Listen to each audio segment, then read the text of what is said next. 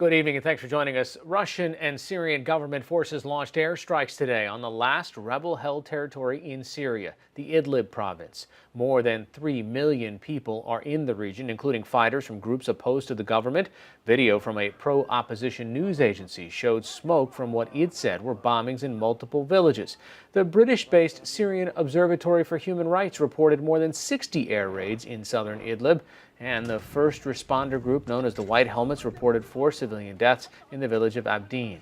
Yesterday, the leaders of Russia, Syria, and Turkey failed to come up with a plan to end the fighting in Idlib. Joining us now via Skype from Beirut is Associated Press correspondent Sarah Deeb.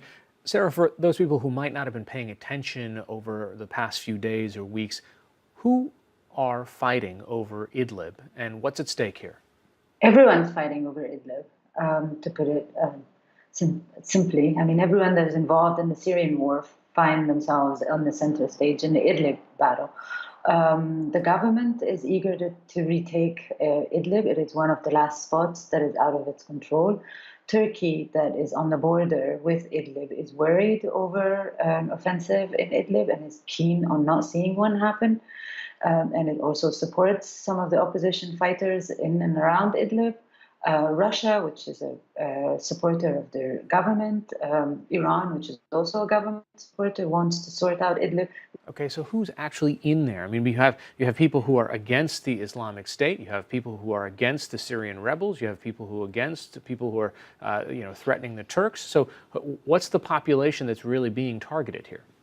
There's over 3 million people in Idlib, and I think the way you put it is a little bit in a bigger picture. But what's actually in Idlib is majority of people who are against the government of Syria. They've been displaced mostly from other parts of the country. They've moved from Aleppo, they've moved from Homs, they've moved from Damascus near the capital because they don't want to live under government control. There are people also who are some of the most radical fighters. They are related to Al-Qaeda. They have taken over the province or large parts of the province over the last couple of years. And so you have an estimate of 10,000 plus of hardcore radical Islamist fighters who are coincidentally are actually anti-Islamic State. They are Qaeda related, not Islamic State. What is stalling the diplomatic approach to this? Why isn't this being solved at a table at the UN or in Geneva? I mean, if you remember the description I just gave, it's a very complex area, and I think part of the problem is that it's also the last holding ground for the opposition in Syria. This is the last chapter, if you may, of Syria, and I think with it comes all the complications why the conflict was not resolved in the last 8 years. So you have Turkey that wants to ensure that the situation there doesn't get out of hand. There is no run on its border from the 3 million people that are going to potentially be displaced by the fighting.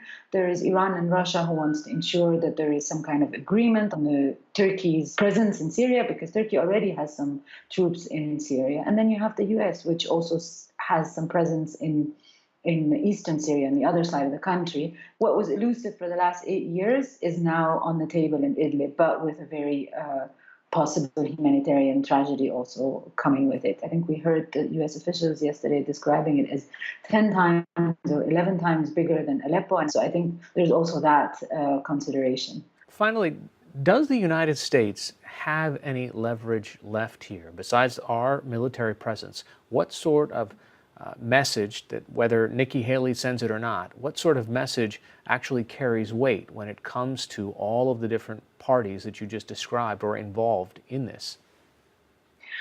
It's interesting because I think the eyes are on what Washington will decide in Syria. I think what people have seen is that it has changed its mind, it has wavered, it has been hesitant on its policy in Syria for all those years. So I think in Idlib, precisely, the US has no influence. It has very little players. It doesn't support any groups anymore, and it doesn't have any influence over what direction the politics of it will go. It also has no military presence or even near close military presence, despite all the differences and disagreement with Turkey that the US had over the past month.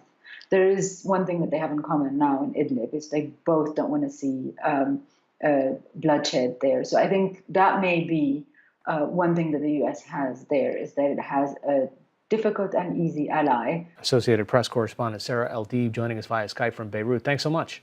Thank you.